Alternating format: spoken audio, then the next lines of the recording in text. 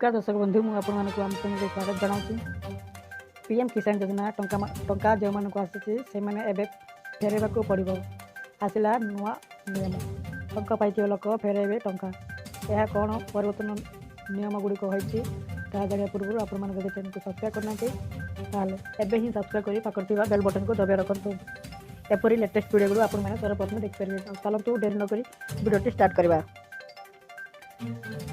दर्शक बंधु केंद्र सरकार द्वारा जारी कर पीएम किसान योजना होची एक बड़ परिवर्तन। अनेक समय यार आवेदन तथा लोकों को नहीं नियम बड़ परिवर्तन कर पीएम किसान सम्मान निधि योजना अंतर्गत कृषक मान खाता को 12तम किस्ती टंका खूब शीघ्र आसवाक जाऊँगी किंतु एथिरे बड़ निष्पत्ति निबे योजना रे पति पत्नी दुही को टंका मिल ना। पीएम किसान सम्मान निधि योजना रे सरकार कृषक मान वार्षिक 6,000 टंका माने 3 मास को 2,000 टंका पठे था किंतु एबे यही योजना आसी एक बड़ परिवर्तन।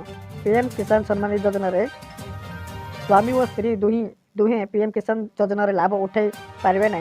जदि एमती कहीं करते तेबे ताहा फर्जी किंबा ठकामीर अंतर्गत जीव।